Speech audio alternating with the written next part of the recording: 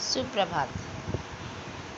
शब्द रूप सर्वनाम शब्द। बच्चों, पिछली कक्षा में हमने शब्द रूपों में राम शब्द, रमा शब्द और फल शब्द, राम पुल्लिंग शब्द था, रमा स्त्रीलिंग शब्द और फल नपुंसकलिंग शब्द, इन शब्दों के शब्द रूपों को हमने पढ़ना लिखना सीखा था।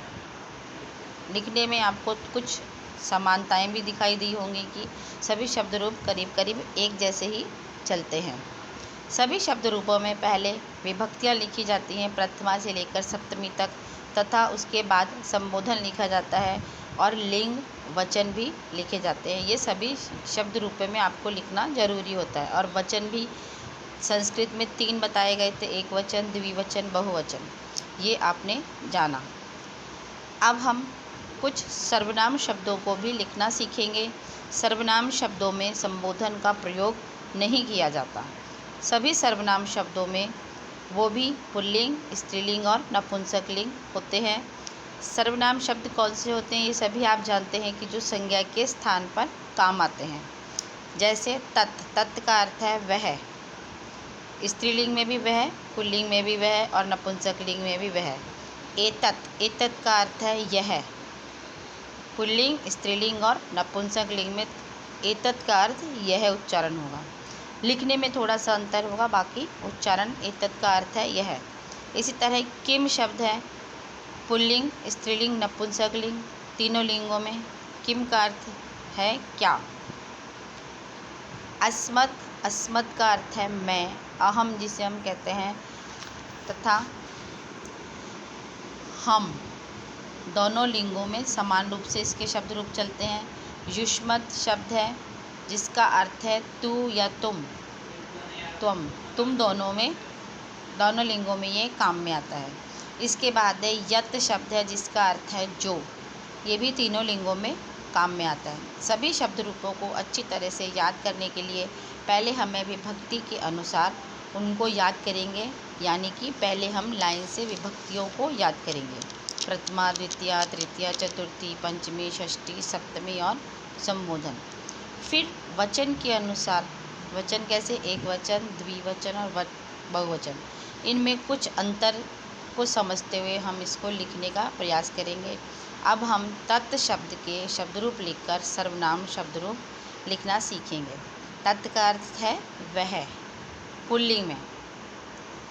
इसी तरह पहले विभक्ति लिखेंगे। प्रथमा से लेकर सप्तमी तक संबोधन का प्रयोग सर्वनाम शब्दों में नहीं होता। प्रथमा में एक वचन में आएगा सह, सह का अर्थ है वह, ठीक है।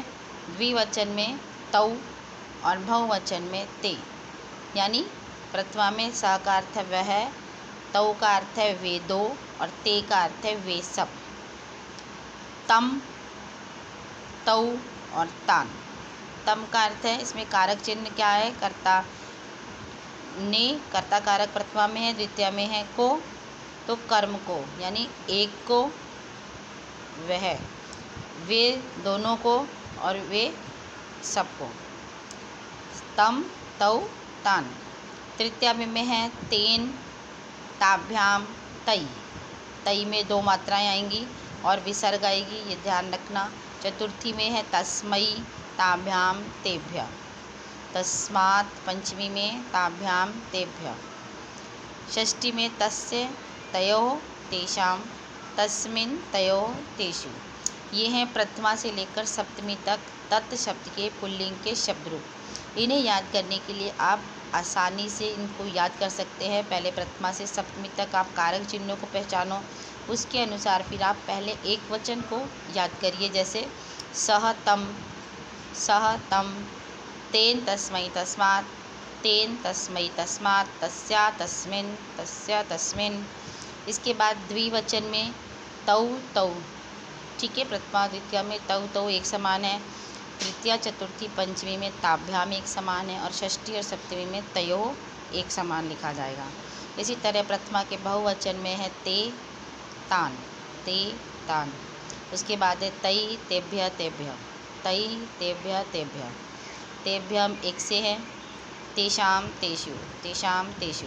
इस तरह से आप इनको 2-3 बार लगातार जब पढ़ोगे तो आपको समझ में आ जाएगा। इन शब्द के शब्द रूप में भी कुछ आपको समानताएं पुल्लिंग स्त्रीलिंग शब्दों के जैसे ही मिलेंगी, जैसे पीछे के चिन्ह अधिकतर में वही आते हैं।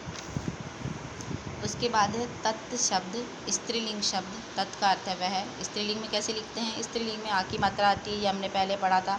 इसमें भी पहले प्रथमा से लेकर सप्तमी तक आप विभक्ति लिखेंगे, उसके बाद इनके चिन्हों को दोबारा लिख लो ताकि आपको पढ़ने में आसानी रहे। सह पुल्लिंग था तो इसका स्त्रीलिंग था सा। द्विवचन में ते और बहुवचन में ताह। सा ते ताह, तम ते ताह। ये ता बहुवचन में सेम है। ते द्विवचन में एक सा है। तृतीया में तया ताभ्याम ता भी तस्यै ताभ्याम ताभ्यः, तस्याः ताभ्याम ताभ्यः, इसमें आ की मात्रा है। षष्ठी में तस्याः तयोः तासाम, तस्याम तयोः तासु। ठीक है, इसमें भी पहले एक वचन को उच्चारण करो। सा तम था तम तया तस्यै तस्या तया तस्यै तस्याः तस्याः तस्याम। इस तरह से आप अगर बार बार बोलोगे तो आपको याद हो जाएंगे। जैसे द्विवचन तो बहुत ही ईजी है, इसमें प्रथमा द्वितीय एक सा है, तृतीय चतुर्थी पंचमी एक सी है और षष्ठी सप्तमी एक सी है। षष्ठी सप्तमी तीनों लिंगों में समान है द्विवचन का अर्थ। इसी तरह बहुवचन में प्रथमा द्वितीय सेम है, तृतीया थोड़ा सा अलग है, ताभी, और ये ताभ्य ताभ्य। चतुर्थी पंचमी एक सा है, तासाम और तासु। इसी तरह नपुंसक लिंग, नपुंसक लिंग में जैसे हमने फल शब्द के नपुंसक लिंग में लिखे थे फलम फले फलाने, इसी तरह है इसमें तत् ते तानि। यहाँ तत् शब्द है इसलिए तत् ते तानि। प्रथमा द्वितीय एक से हैं और तृतीया से लेकर सप्तमी तक।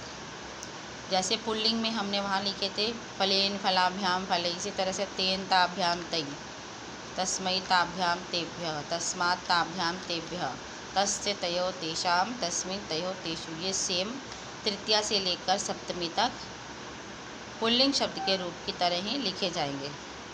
आप जैसे जैसे पढ़कर इसको लिखते चलेंगे यह आपको आसानी से समझ में आने लग जाएंगे। आपको होमवर्क में इन तीनों शब्द रूपों के, तत् शब्द है जो तत् का अर्थ है वह, इन तीनों शब्द रूपों को लिखना है कॉपी में और याद करना है। तत् की तरह ही एतत् एक शब्द है, एतत् का अर्थ है यह। इसके शब्द रूप भी सेम इसी तरह से चलेंगे जिसको आपको अपनी कॉपी में तीनों लिंगों में लिखना है। देखो कैसे चलेंगे। एतत् के भी इसी तरह से चलेंगे जैसे एतत् शब्द का अर्थ है यह। अगर स्त्रीलिंग में हम लिखेंगे तो यहाँ पर इसको चेंज करते हुए लिख लेंगे, बस सा ते ता की जगह आ जाएगा एता एते एताः, एतम एते एता। इसके आगे सिर्फ ए लगेगा, एतया एतस्यै एतस्याः एतस्या एतस्याम, इस तरह से एते एते एताभ्याम एताभ्याम एताभ्याम, एताः एताः एताभि। सेम वही आएंगे, सिर्फ इसके आगे आपको ए लगाना है जिसका अर्थ हो जाएगा एतत् का अर्थ है यह है। ये आपको तीनों लिंगों में शब्द रूपों को लिखकर याद करना है। धन्यवाद।